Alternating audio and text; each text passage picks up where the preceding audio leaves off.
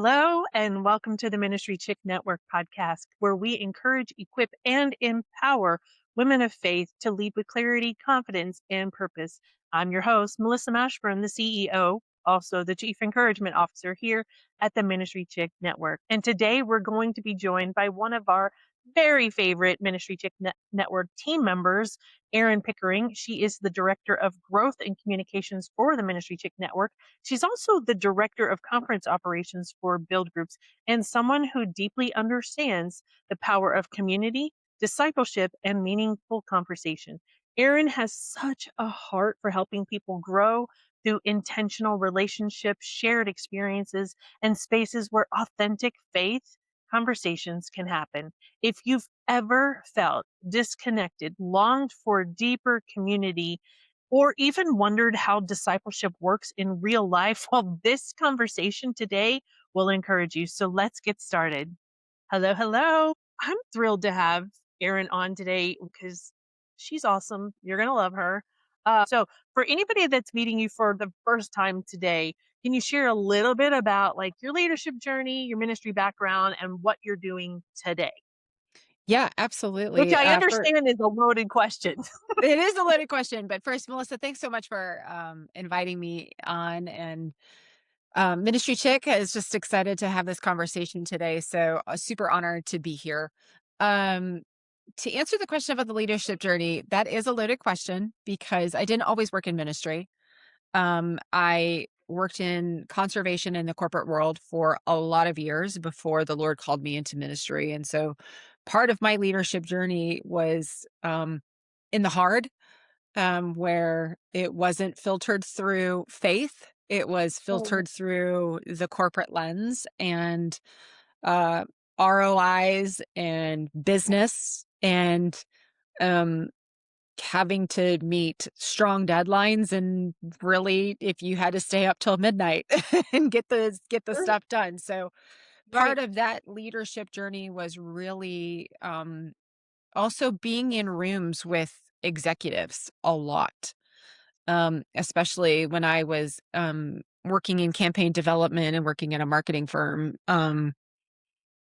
and working with all of the accounts that I found myself sitting in rooms that I didn't even know how I was there, with CEOs and marketing managers and directors of multi-billion dollar brands. And you just go, how am I there? But being able to see the navigation of contracts, seeing the negotiation, the creative energy and the brainstorm of bringing a vision to life for those clients. I mean, and so leadership has been a journey for me through a lot of different lenses. Oh, Um, and ultimately being in ministry after the Lord called me to seminary, and I just had the fortunate benefit of being poured into by some of the best um, in the world, and finding myself sitting at deep conversations with some of spiritual giants and having them just talk about leadership, and then fast forwarding into recent years where I was afforded to do women in leadership cohort with Get Foresight, with Jenny Catron. And that was really the beginning of where I was finally poured into as a woman in leadership, mhm. and not just from a leadership level, but as a woman in leadership. And that is what began to change things for me. And so, Yeah. um, and when especially when you're in a leadership position where sometimes it's been held by a male seat and you're the first Mm, woman that is sitting in it, it's kind of like yeah. you're cutting your way through it. But I have had support, I've had networks, I've had um, male and female support, and it's been hard and beautiful and Yeah. ugly and glorious all at once. And so Yeah. that's where we're at today. And I feel so blessed by it, especially with um, sitting in the position now, with my new position over at Build Groups and helping churches equip um, and get resources for Yeah. growing their ministries and helping with leadership. So, Yeah. It's so cool. I love how God has orchestrated all of the Mhm. nuances of all of your experiences. And I think sometimes Yeah. we forget that he doesn't waste anything. Like all of these, and you've had a very varied, very Very varied Yeah. um experience professionally, which um is exciting because you can see how all they put together. Now, one of the things that I do know about you, and I know that you talk about a lot, is your passion for community and discipleship and Mhm. conferences. We both love conferences, but also meaningful conversations. So, Yep. where did that passion really begin for you? At home. Okay. Um, because home was where the place, even when I was a child, that my mom and my dad, um, valued my brother and I's voice. So we Mm, would come home from church and sit at the table and have conversations. yeah. So I think the meaningful conversation began at home, and then Mm, that was fostered throughout my life. And again, being in those rooms where yeah. you're sitting at a conference table strategizing and them and those leaders looking at you and go, "Well, what do you think?" And Hmm. giving that platform to for your voice to be heard and to Yeah. be weighed and to have it matter. Um, yeah, that's where it came from of the Mm, meaningful conversation really began at home for me. yeah. Well, but here's what I noticed. The community discipleship conferences, meaningful conversations, they're all centered around people. They're Yeah. all centered around being around other people, being connected to other people. And I want to ask you this, why do you think we're talking when we're the Ministry Chick Network, we Yeah. have women around us all the time. But you and I both know that a Mhm. lot of women in ministry feel lonely. So Yep. why do you think that so many women in ministry feel connected but also still feel lonely? There's 2 parts of that question. Okay. So the first part, I'm gonna I feel like there's like a I wish we had a button about ugly truth, right? Um, Yes. they That's a different so podcast that we're it's gonna a have different to start. podcast, right? But, I will say that there is a trust issue between women. I think Mm, that's a hard truth, and so sorry, gals, if I have stepped on your toes with that answer, but I think there's a lot of times that we can find ourselves in an environment where we are working with women, but then we feel like that we're defensive of those women as well that we work alongside because if we're all real, there is a negative part where we can feel the cattiness, that we can mm, feel the lack of trust of do they have my back? Do they not have my yeah, back? And so I feel like there's times where we can be in an environment that we could be really successful and feel lonely at the same time because there's a trust issue. yeah, Um, that's good. and I think, but that's where being vulnerable, it pushes us because we have been hurt Mhm. and but we want it. And we want the Yes. support and we want that environment where we can trust and we Yeah, can have women will come alongside us and we can cheer each other on through the hard. And yeah, when we have victories for one another, like it shouldn't be a place where, well, look what she got. It should be, look what she got. Like, mm, how awesome can that be? And I yeah, think so. I think that's where that's a twofold question about why can you feel lonely? Because I think there could be a trust issue. mm, that's big. Sorry. That's big. No, but it's true. I mean, and we've had to learn in some ways to be a little protective. You Yep. know, like not everybody's a safe place. Not everybody's a safe place, period. So Correct.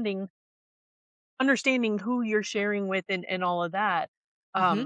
But it's also like you said, it's kind of a two-way street. We have to be willing to put ourselves out there, but we also have to be willing to kind of give grace and be for each other, Yeah. right?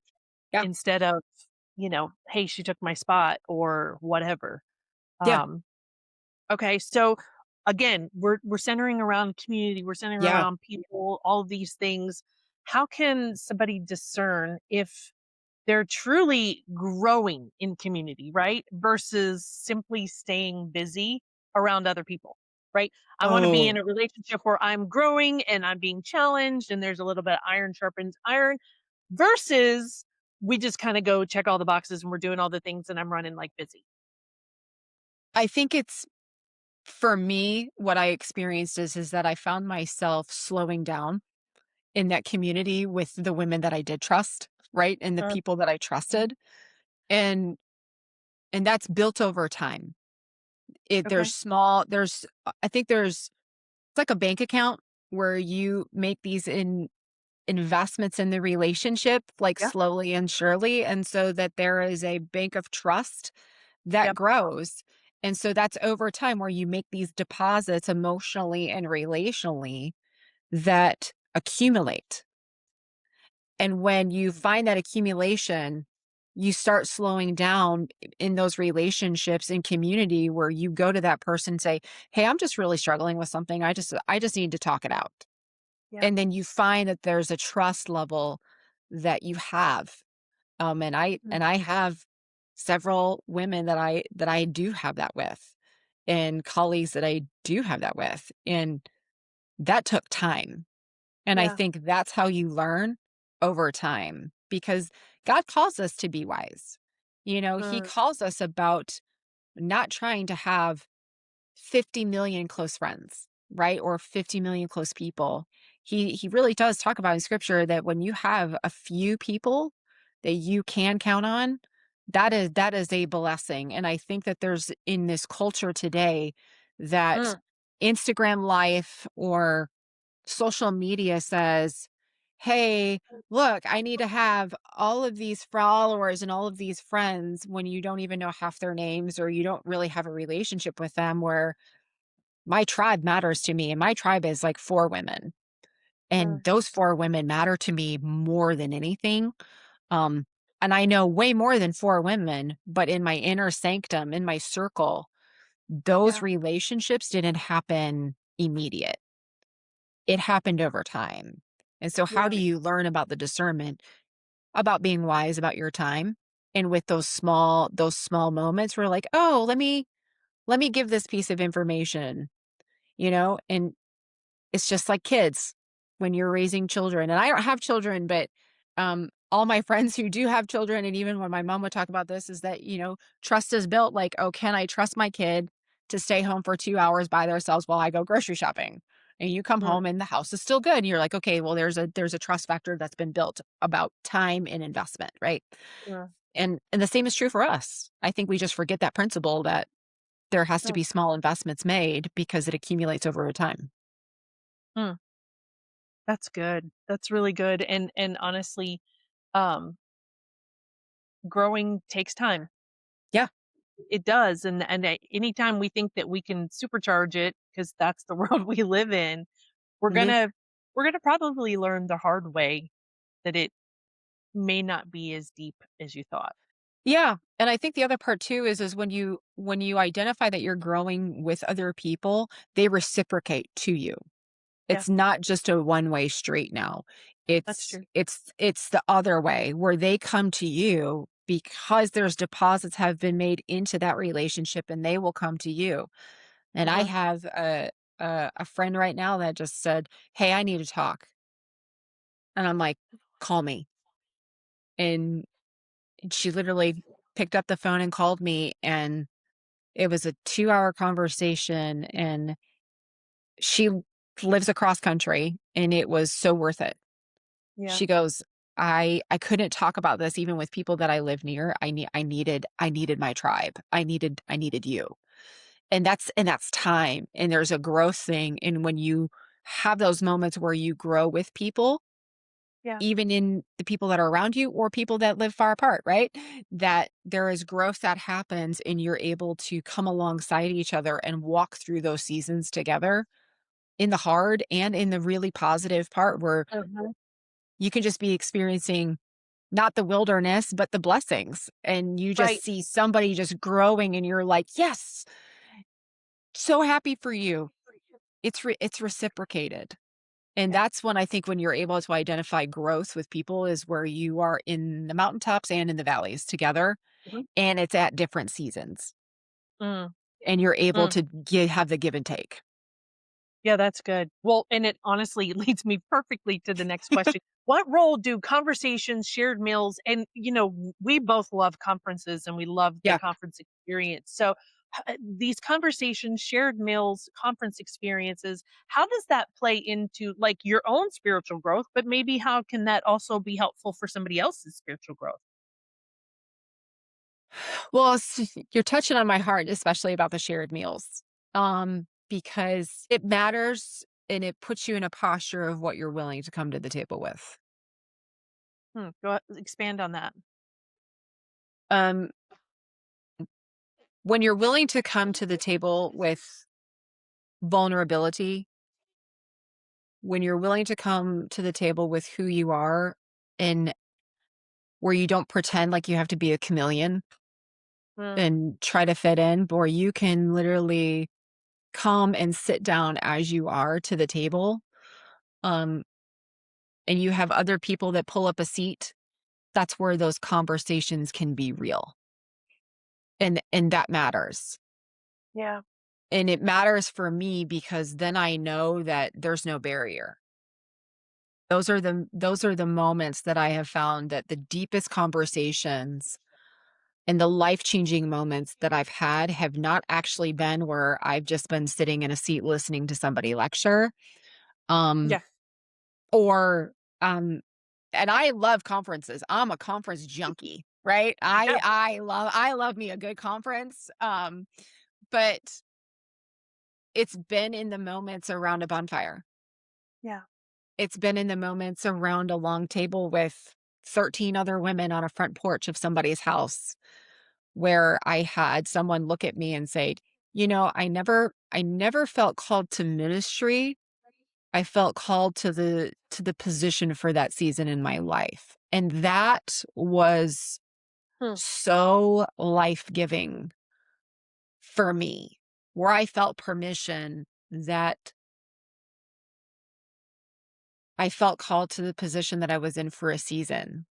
Yeah. Yeah. And that the other things, like where I had worked in conservation education for a really long time, like that is where God had me at in that season. That was what I Yeah. was called to in that season. That gave me so much permission to not feel like I had to fake my calling or fake the ministry or fake my purpose because God will grow and stretch you. And that happened over a meal. Mm, And that was in the moment when that leader that was pouring into me, they were willing to be vulnerable with their own experience. So I feel like the shared meals are always important because there's just something around sitting around a table and having food that people let the walls down and yep. they will open themselves up to really in-depth questions where I have found that if you put them in a different environment that they may not answer, but if you put Right. people around with some chips and salsa at a table, number 1, nobody's ever upset, but number 2, you can ask really hard questions and people can just be like, "Hey, pass the salsa and give me some chips for my plate," and they'll dive into the question. They'll Yeah. open themselves up, and that's why it matters for me because that's where those moments have changed me as a leader, have changed me in how I listen to other people, Mhm. and it's also how I'm poured into, Mm, and how I can receive information, and so, think that's why it matters for community and for sharing meals with small groups and sharing meals with other women in a network, like, in your colleagues, because there is a bond that happens of just right. around a table, and you make more room for people at a table. Yeah. If the table's crowded and somebody walks up with a plate and there's no room, what you Everybody see is people scooches a little this is what closer. people do, people start doing this, and people start scooching, you're like, "Come on, there's space for you." And I Yeah. think that's why it matters because, you make room for people. You're Mm, like, "And if there's not room, guess what we'll do? We'll pull up another table at a restaurant, and we'll make more room." And yeah. that's why that matters for me. Yeah. Yeah, well, that's one of the things that we talk about all the time behind the It scenes with is. the Ministry Chick Network is we wanted to build a bigger table so Yeah. that we can have these conversations so that women of faith in ministry in all capacities could come together and have these That's right. conversations about things that are awkward or different or hard. And we may not actually be eating chips and salsa, but in a way we are because we're like, all right, we're gonna show up Yeah. um and be vulnerable and be transparent, and let's work through this together. So I Yeah. love that you've put all of those pieces and parts together. Mhm. A lot of what you've done in the ministry space, and even what you're doing now, even with build groups, in some ways, is around uh, discipleship. And I want to talk about intentional discipleship. Because Okay. a lot of places have quote unquote a discipleship program or whatever. Yeah. But what does intentional discipleship look like today compared to even just 5 or 10 years ago? Because it's different. Oh, um, culture has played a huge role, Melissa, in how discipleship has changed because with the generations and the big word, the proclivity to to be private versus Mhm. vulnerable is so drastically different between the generations, right? Uh-huh. And so what we're finding, boomers, let's use my parents, right? They are still very, very private. Yep. They're still very, very private. And now Gen Xers, right? We are kind of we'll give you an inside peek, but we're also like toughen up. Yep. As an Right? exter, I will agree. Right? Yes, Yeah. you're gonna I get a mean, little bit, but a little bit, not all of it. little bit. Okay. And there's a point to this is that when you get into the millennials, there's more vulnerability. And then you're getting into this Gen Z alpha and they're going, um, we want real, we don't want fake. Yeah. And so the course of the last 10 years, especially if we go back to 2020 and we know what Yeah. 2020 and 2021 was like with the Yep. pandemic, I mean, that shifted so much in discipleship and in community Yep. because we were forced to actually withdraw from community. Right. We were isolated. And so when we started seeing organizations and churches and workplaces start to resume like normal interaction, people were running to it. Mm. I mean, I can remember if I actually asked the question to the network and to you, can you remember the first time that you hugged a person that was not your family? Yes. Like, and how It that was felt. glorious. It It was was glory long and it was awkward. glory. It was Yeah. glorious. Yeah. And that moment, if we apply that to discipleship, that's how it was because we saw a surge Mhm. in discipleship where people wanted to be connected to each other. That's good. But because of the Instagram life and social media and how much has changed with like affiliate marketing and the landscape and the visibility through TikTok and through influencers, um, people are cutting through the noise now. Yeah. They're like, yeah, okay, great, smoke lights, mirrors, cool. But if there's no real like conversation and real depth and discipleship, Yeah. they're, they're bouncing because they're craving authenticity and actually what biblical community looks like. Yeah. And so one of my big things that I always say is like, if you know how to do dinner and a conversation with your friends, you know how to do community and life group. Mm. Yeah. Like, you know, actually how to do discipleship because Acts 2:42 through 47 shows us where Mhm. they came together and they broke bread and they fellowshipped and they studied the word, had conversations, and went to each other's homes. Like, Yeah. it's the model for community. And so if you know how to do that with your friends and you know how to do life group, you know how to do discipleship. Right. And that's what they're craving. That's what we're Mm. seeing. We're seeing that in the younger generation. We're seeing that even with women because we all crave to be with other women and be with people. You and I were just in Texas, and um, we saw the opportunity just to say, "Hey, meet us at this restaurant, and we're here, and come and see us." And so we had a couple women, and as far as Iris came all the way from Germany because she was at another Yep. conference, and she came and we had dinner, and we got to connect with someone from Germany that is a part of Ministry Chick Network. I mean, and that conversation over dessert Yep. and coffee was so It was a lot of dessert. eye-opening about discipleship in Europe and Yes. what women face in Europe, and I just True. remember us all being there, and we're literally hanging on the words and listening because we didn't it opened our eyes because we could see the reality, and Yeah. how could we support and what could we do and over a meal. Yeah. And so in discipleship, we're seeing that hunger, no pun intended, for realism, Mm. not Mhm. not the smoke and mirror screens in the fog haze and all the Right. stuff. They want real conversation that is centered around biblical truth, and they want to know what the truth is, and they want it to Mhm. be doctrinally sound. And that's what we're seeing the huge shift from, which Hmm. is changing the landscape of how even small groups and how we're pouring into leaders and how we're developing them and the tools and the resources that we're giving them. It's Right. changing. So Yeah. It's that's what we're exciting. seeing. It It is. is It's exciting because there's so much potential in that for mhm. impact, and not, Yep. I'm not talking about, like, impact or number of people in groups. I'm Mhm. talking about, like, life change, Yeah.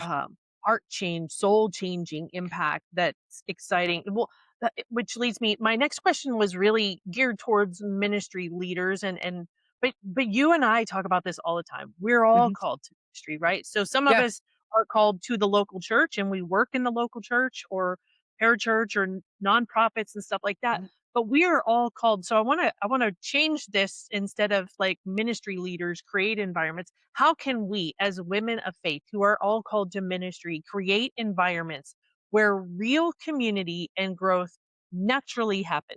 And I don't think this has to be super complicated either. Okay.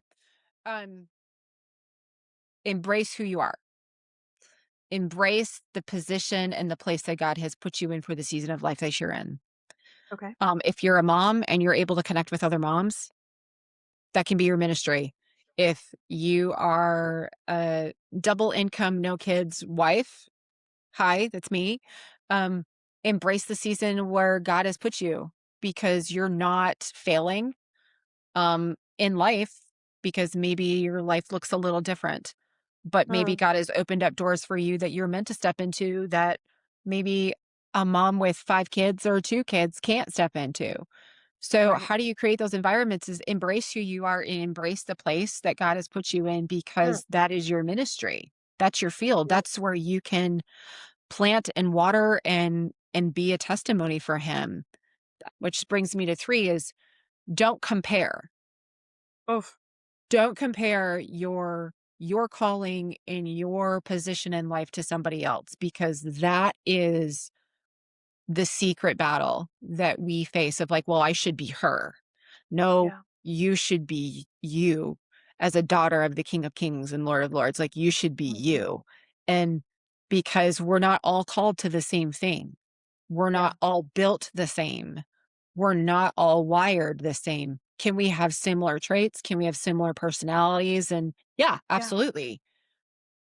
But it does a disservice for us as women if we compare our callings to one another because if we say, "Oh, I should be her," then really what you're saying is what God has called you to do is less than what she's been called to, and that's just not true.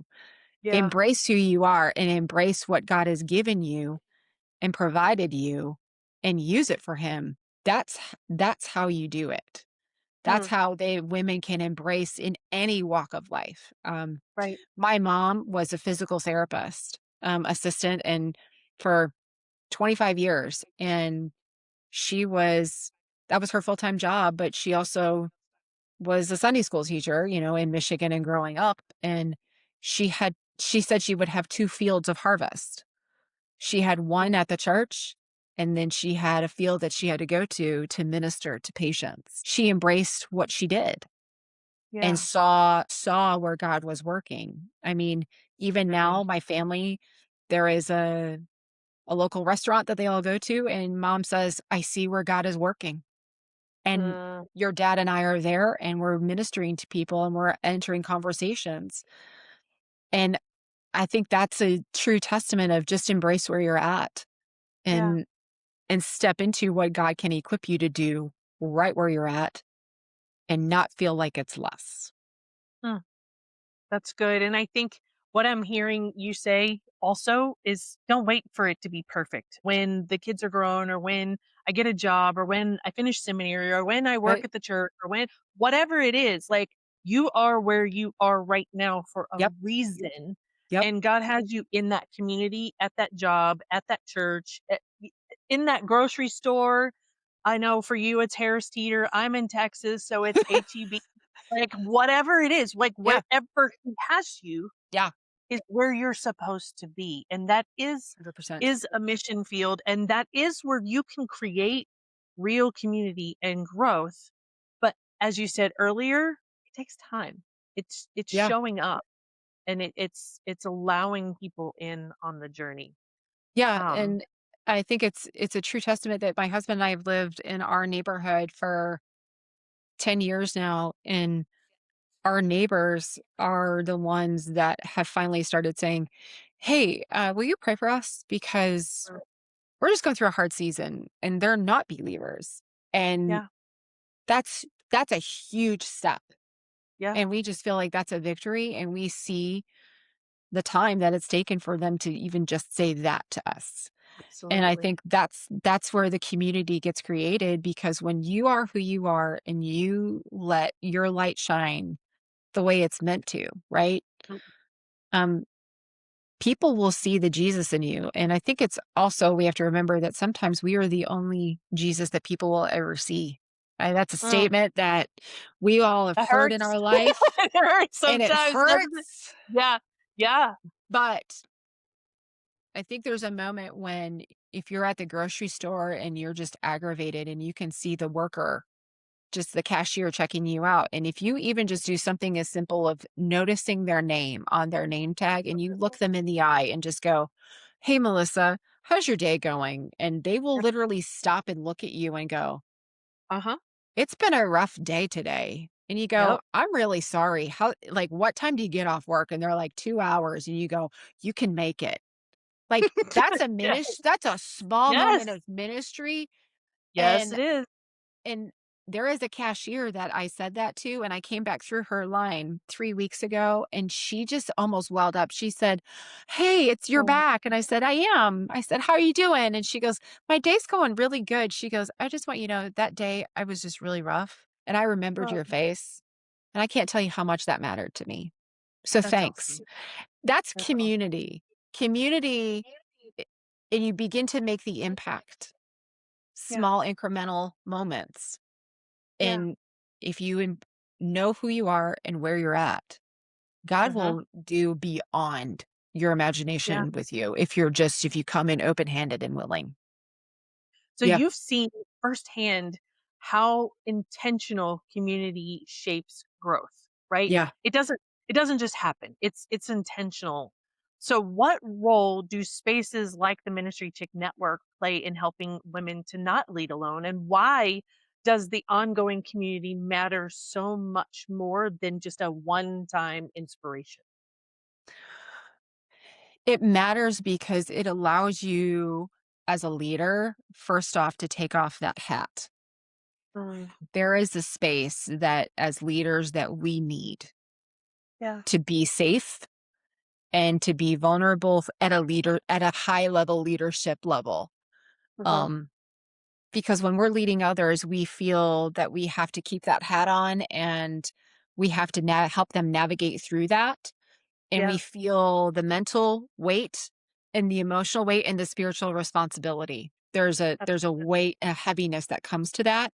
But when Mhm. you are a part of something like Ministry Chick Network and you have a place where women are championing you to grow, and for you to say, I'm really struggling to have my voice heard, or I've stepped into a new position and um, this is a learning curve for me, or hey, I'm having to develop my leaders and how can I do this better?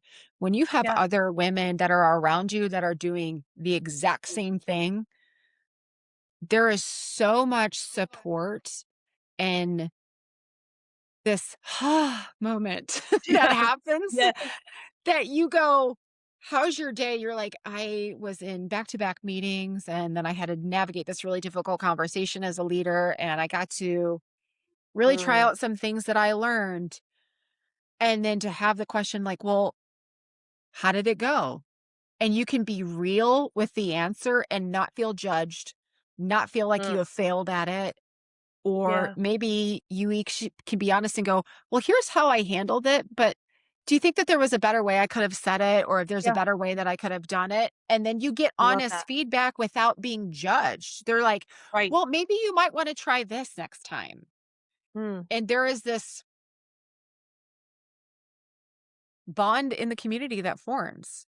And you Yeah. feel like you're not bearing leadership alone because it's a Yeah. heavy mantle to carry. And you understand the responsibility and the weight of it.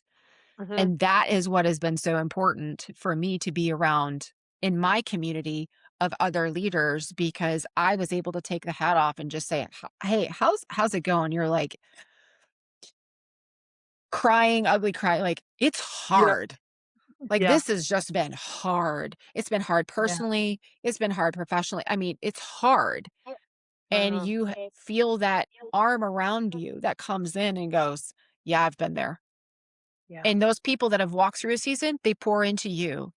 And then when you come out of that season, right, you're able to pour into somebody else that's in that season. And so there's just this like reciprocal thing that happens that you pour in, somebody pours into you, you pour out. Yep. Yep. And doing it with other leaders matters because they Mhm. get it. I Yep. know that's something that you and I get where I was walking through a season and you're like, "Oh, I get it. I have been there." And having that space where somebody actually is not just saying, "Oh, I can identify with that. Like, I understand it." But when you actually hear the words, "No, I have been in your shoes. I get it." 100% difference. It's a big There difference. is so much value in that.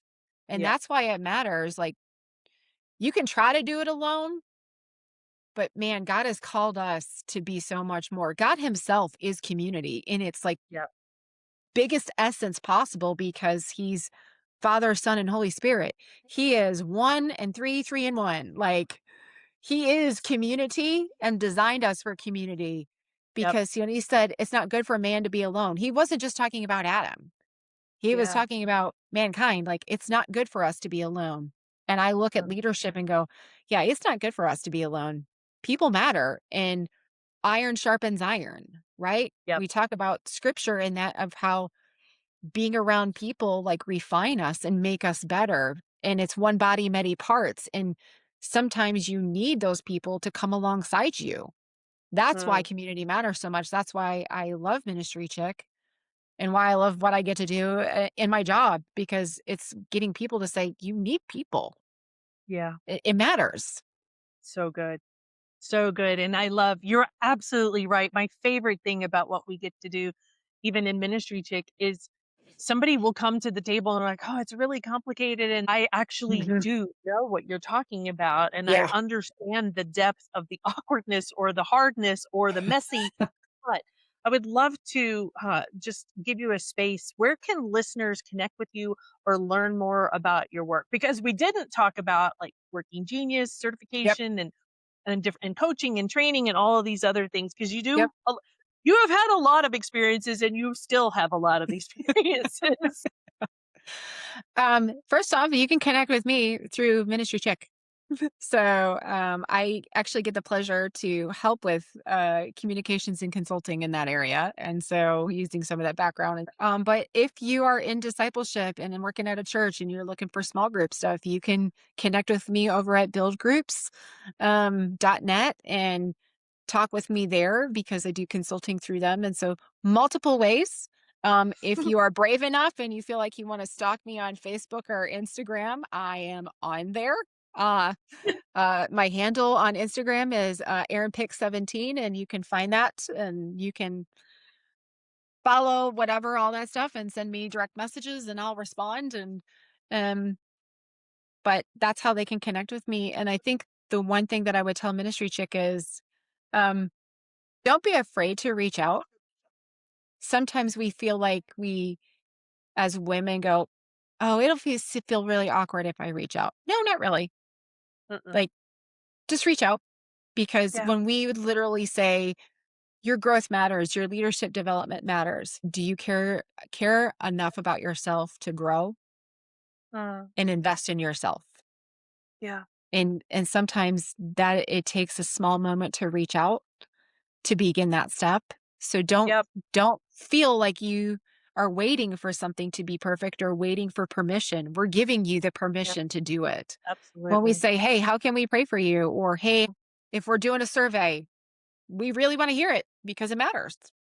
And Yeah. your growth matters to all of us, and that's what I love doing. And so I hope to connect with anyone that wants to connect. Awesome. Well, I'm so glad that you joined us today. One brave step. Take one brave step One today brave step. and see what God does. Thanks so much for joining us for today's episode and great conversation with Erin Pickering. If today's conversation stirred something in you, maybe a desire for deeper community, stronger confidence, or even courage to step forward, I want to invite you to grab our free 5-day guide called Stop Playing Small. You were made for more. It's designed to help you activate your God given gifts and move forward with clarity and courage. You'll find the link in the show notes below. And if you're looking for ongoing support, a real community, and a place where you don't have to lead alone, that's exactly why the Ministry Chick Network exists. We'd love to welcome you to check us out anytime you're ready. And if this episode encouraged you, consider sharing it with a friend, subscribing to the podcast, or even leaving a review. That helps more women find the encouragement and the community that they're looking for. Well, thanks for being here. And remember this, you don't have to lead alone. And we will see you next time.